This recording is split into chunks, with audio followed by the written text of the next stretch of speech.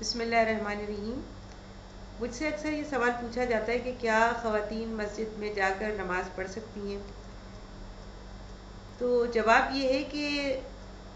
مسجد میں رسول اکرم صلی اللہ علیہ وسلم نے خواتین کو نماز پڑھنے سے نہیں روکا۔ آپ صلی اللہ علیہ وسلم کے زمانے میں خواتین مساجد میں جایا کرتی تھی، بلکہ مسجد نبوی میں جب مردوں کی نمازیں، مردوں کی صفیں بن جاتی تھی تو ان کے پیچھے آخر میں خواتین کی صف بنائی جاتی تھی۔ رسول اکرم صلی اللہ علیہ وسلم نے فرمایا کہ جو عورت مسجد میں نماز پڑھنے کے لیے آئے اسے چاہیے کہ خوشبو استعمال نہ کرے۔ چنانچہ اس سے ثابت یہ ہوتا ہے کہ مسجد سے مطلقاً منع نہیں فرمایا گیا، بلکہ یہ حکم دیا گیا کہ اگر وہ مسجد میں نماز پڑھنے کے لیے آئے تو وہ خوشبو کا استعمال نہ کرے، جو کہ نامحرم مردوں کو اپنی طرف متوجہ کر سکتی ہو۔ آج ہم یہ دیکھتے ہیں کہ دنیا بھر میں جہاں جہاں مسلمان رہتے بستے ہیں، خواہ وہ سعودی عربیہ ہو اور یا امریکہ، کینیڈا یا یورپ کے دوسرے ممالک ہوں، یا اسی طرح سے افریقہ ہو یا ایشیا ہو، جہاں جہاں مسلمان چاہے وہ زیادہ تعداد میں ہوں یا کم تعداد میں، مختلف مراکز اس طرح کے انہوں نے تشکیل دیے ہیں کہ اس میں خواتین کے لیے علیحدہ سے انتظامات ہوتے ہیں۔ اس طریقے سے انتظامات کیے جاتے ہیں کہ خواتین کو وہاں نماز پڑھنے میں تکلیف نہ ہو اور مردوں کے ساتھ ان کا اختلاط بھی نہ ہو۔ وضو خانے الگ بنائے گئے ہیں، کمرے الگ بنائے گئے ہیں، اور آج کے سائنسی دور میں تو مختلف ایجادات نے اس طرح سے نمازوں کے اہتمام کو اور زیادہ آسان کر دیا ہے۔ ساؤنڈ سسٹم ہوتا ہے جو بالکل یعنی آواز کو دوسری طرف پہنچا دیتا ہے، چاہے وہ خواہ وہ کمرہ یا وہ ہال یا وہ جگہ کتنی ہی دور کیوں نہ بنی ہو، لیکن اس تک آواز، امام کی آواز پہنچنا یا خطیب کی آواز پہنچنا جو ہے وہ مشکل نہیں ہوتا۔ اور اسی طرح سے وضو خانے وغیرہ الگ بنا دیے جاتے ہیں، راستے الگ بنا دیے جاتے ہیں۔ چنانچہ یہ احتمال تو اب نہیں باقی رہتا کہ مرد اور خواتین کا جو ہے اختلاط ہوگا اور اس کی وجہ سے فتنہ پھیلنے کا اندیشہ رہے گا۔ چنانچہ ہماری بہنیں اگر اپنے کاموں سے، گھریلو کاموں سے فرصت نکال لیتی ہیں، ٹائم نکال لیتی ہیں اور وہ مساجد میں جانا چاہتی ہیں تو وہ نماز پڑھنے کے لیے جا سکتی ہیں۔ لیکن رسول اکرم صلی اللہ علیہ وسلم کی ایک حدیث کے مطابق یہ بھی ہے کہ گھروں میں نماز پڑھنا ان کے لیے زیادہ افضل ہے۔ اس کی وجہ یہ ہے کہ اگر خواتین کے لیے بھی مساجد میں باجماعت نماز کو فرض قرار دے دیا جاتا تو اللہ کی بندیوں کے لیے یہ کرنا بہت مشکل ہو جاتا۔ چنانچہ ان کی ثوابدید پر چھوڑ دیا گیا ہے کہ اگر وہ اپنے کاموں سے فرصت نکال لیتی ہیں اور کوئی نماز مسجد میں جا کے ادا کر سکتی ہیں تو انہیں چاہیے کہ وہ ضرور مسجد میں جائیں اور باجماعت نماز ادا کریں۔ رسول اکرم صلی اللہ علیہ وسلم کی ایک حدیث ہے کہ عورتوں کو مساجد میں جانے کی اجازت دو۔ اسی طرح آپ نے فرمایا کہ عورتوں کو رات کے وقت مساجد میں جانے سے منع نہ کرو، یعنی گویا رسول اکرم صلی اللہ علیہ وسلم کے زمانے میں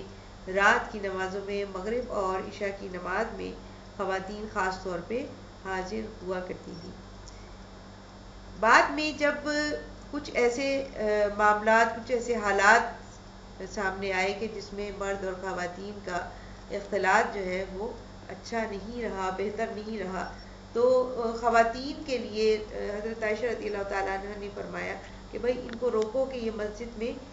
تزئین اور آرائش کے ساتھ نہ آئیں اور خوشبو لگا کے نہ آئیں۔ گویا کہ خواتین نے اس کا آغاز کر دیا تھا کہ وہ بن سنور کے اور خوشبو لگا کے اور بہترین اور شاندار کپڑے پہن کر اس میں مسجد میں آیا کرتی تھی۔ چنانچہ جو خواتین مساجد میں نماز ادا کرنا چاہیں انہیں چاہیے کہ وہ سادگی کے ساتھ، پردے کے ساتھ، حجاب کے ساتھ باہر نکلیں تاکہ رسول اکرم صلی اللہ علیہ وسلم کی تعلیمات پر عمل کرتے ہوئے اپنی نمازوں کو ادا کریں۔ اس کے بعد یہ ایک سوال یہ بھی بار بار پوچھا جاتا ہے کہ کیا جمعے کی نماز میں خواتین جو ہے وہ جائیں؟ تو میں سمجھتی ہوں کہ جمعہ جو ہے ہر ہفتے میں ایک دفعہ ایک ایسا دن اللہ تبارک و تعالیٰ نے مقرر کر دیا ہے کہ گویا وہ اہتمام کا دن ہے، خوشی کا دن ہے اور اس خاص طور پہ عبادت کے اہتمام کا دن ہے۔ تو ہم یہ دیکھتے ہیں کہ ہمارے گھروں کے اندر مردوں کے لیے تو خواتین تیاری کرتی ہیں کہ وہ غسل کریں، کپڑے پہنے صاف ستھرے، اور پھر مساجد میں نماز ادا کرنے کے لیے جائیں. لیکن خواتین کو ہم دیکھتے ہیں کہ وہ نماز گھر کے اوپر بعض اوقات نماز پڑھتی بھی ہیں اور بعض اوقات نہیں بھی پڑھتی ہیں. لیکن اگر پوری فیملی جو ہے وہ اس دن کو خصوصی طور پر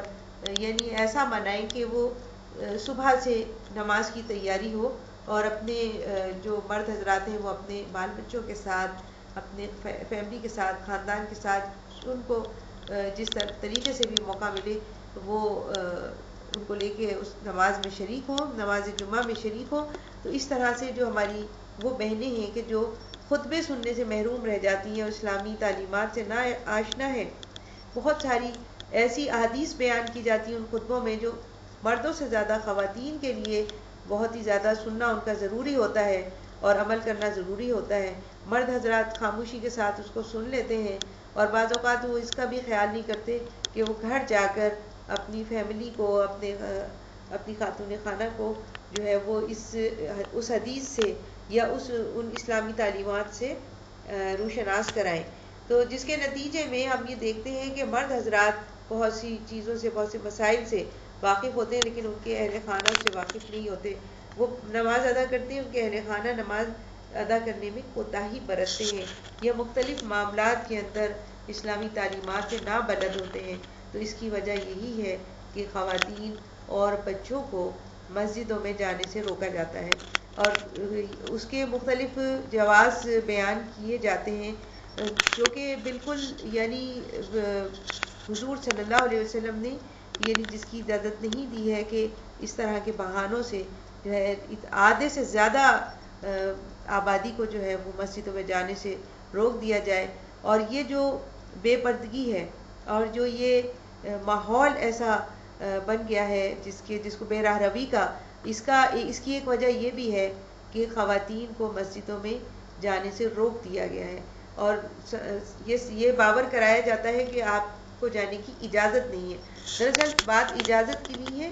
اجازت ہے، لیکن حضور صلی اللہ علیہ وسلم نے یہ فرمایا کہ بہتر نماز وہ ہے جو گھر کے اندر پڑھی جائے، تاکہ وہ خاتون جو کہ اپنی گھریلو مسائل کے باعث اگر مسجد میں نہ جا سکے تو وہ اپنے دل کے اندر کسی قسم کا قلق نہ کرے اور افسوس نہ کرے، اور وہ اپنے گھر کے اندر بھی خوشی کے ساتھ نماز ادا کرے. لیکن میں سمجھتی ہوں کہ اگر آج بڑی بڑی مساجد ہیں تو ان میں خواتین کے لیے باقاعدہ جو ہے اس کی کوشش کرنی چاہیے کہ اس کی جگہیں مخصوص کی جائیں جہاں پہ وہ بہنیں اپنی بچیوں کے ساتھ آ کر نماز ادا کریں اور ان خطبوں کو سنیں کہ جو اسلامی تعلیمات سے بھرپور ہوتے ہیں. تو یہ ہم اس چیز کو ختم کر سکتے ہیں کہ جو خواتین کے اندر لیک آف نالج ہے اور اسلامی تعلیمات کی کمی ہے وہ ہم اس طریقے سے پوری کر سکتے ہیں.